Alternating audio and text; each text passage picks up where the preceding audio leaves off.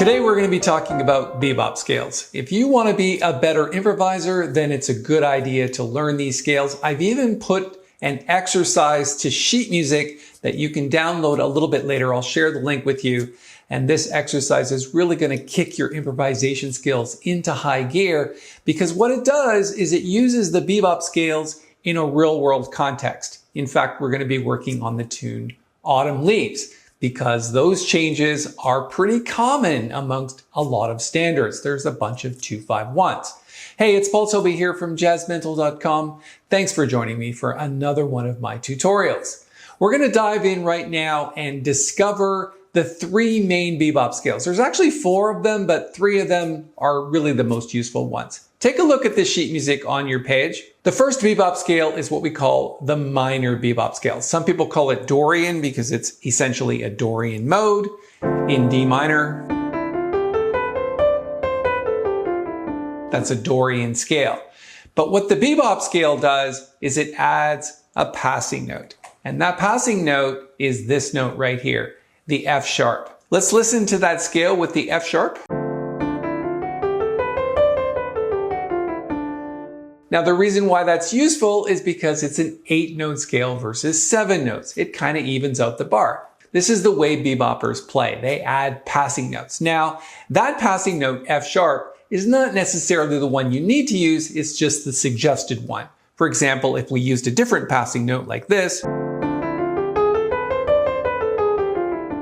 it still works. The ear can't really discern the difference. It's just putting in a passing note where you need it. All right, let's move on to the dominant bebop scale. It's pretty much the same as the minor bebop scale. It uses the same passing note, except the root is a different note. So you start on a different note of the scale.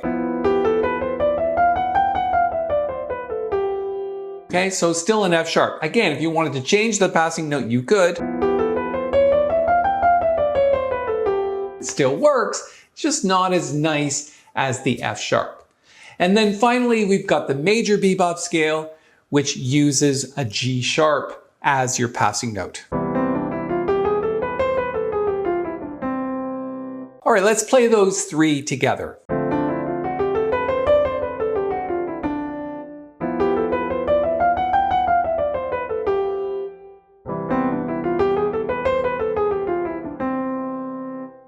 Now, the 4th one is, I find, not particularly useful, but let's point it out anyway. The minor melodic bebop scale uses a sharp 5 as its passing note. So in D minor, it's going to use the A sharp or the B flat. I mean, that scale is pretty much the same as your minor bebop scale. It just uses the A sharp as a passing note instead of the F sharp. All right, on this same piece of sheet music that I wrote out, I've got this exercise, and I call it the Autumn Leaves Bebop Scales exercise because it's written over top of the changes to Autumn Leaves in B flat.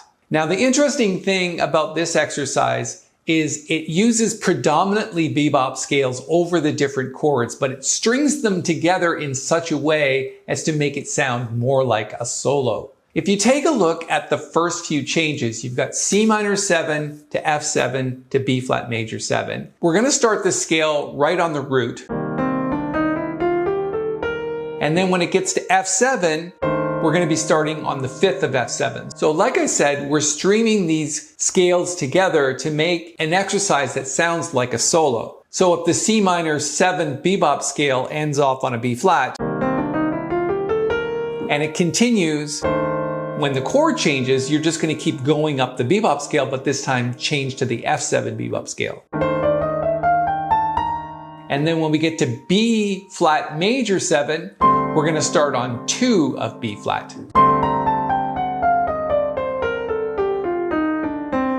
And then when we get to E flat 7, because we're in the key of B flat, we're going to stick to the B flat major scale. That's why you've got an A natural on the E7 chord.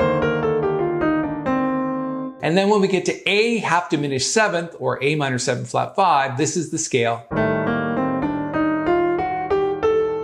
Now, we didn't really talk about that because The half diminished scale doesn't really have a bebop scale. There's no specific scale for that. You can just use any passing note you want. In this particular case, we're going to use the F sharp again. And then we get to D7. And then at the top, we're using an enclosure there. So look, we're starting D7 on the 5th. And that's our enclosure, under, over to G7. And ending on bebop. Bebop, like that.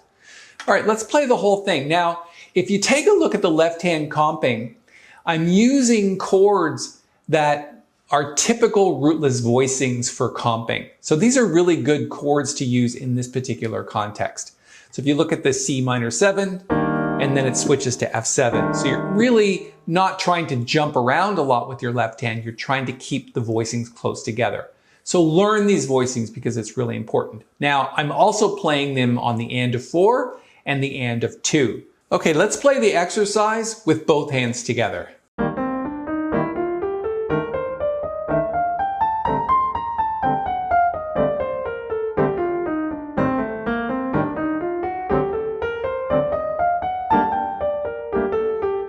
And you can see that that sounds kind of like a solo. Now, obviously, there's some things in there other than the bebop scale, like this bebop at the end. Bebop. And obviously, that's the chord, G minor chord. So we're not just using specifically bebop scales. That's why it makes a nice exercise, because you're using bebop scales and a few other bebop language things like enclosures and playing the chords themselves. And just before we get into the next part of this exercise, if you have not yet heard of our jazz piano mastery masterclass sessions, I'm going to put a link up in the corner. Go check that out. It's really going to help you advance quickly. You get to be part of our small but mighty group on Zoom, and we meet once a month, and we have downloadable exercises and sheet music and lots of things to do and discuss. I hope you go check that link out. It's really important for those of you that want to progress quickly. Okay, let's take a look at the next 8 bars. In this case, we're focused more on descending bebop scales. We're still using some chords in some cases. For example, if you take a look over here at the B flat major 7 chord right here, we're going up the chord and then playing bebop here, and then another chord on E flat major 7, and then bebop at the end. So that sequence sounds like this.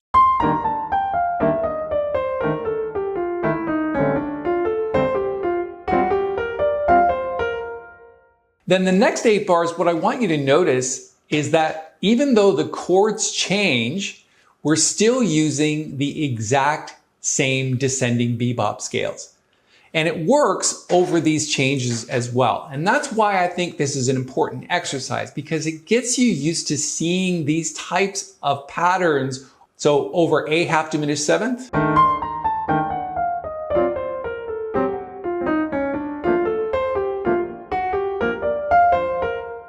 And then let's move on to the next 4 bars. Let's start with the A half diminished 7th chord.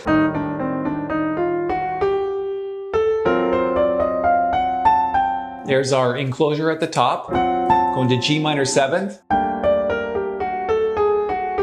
There's a nice enclosure right there. Under, 2 overs, and then under, and then to the destination note, which is the G on bar 4. Let's go A half diminished 7th.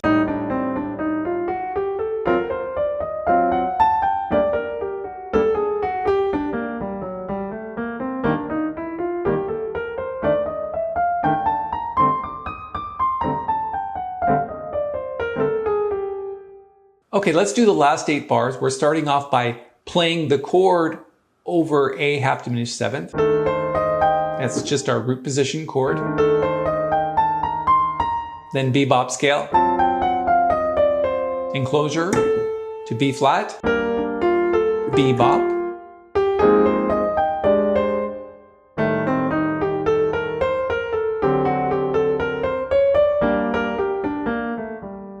So those last 4 bars are chord, bebop scale,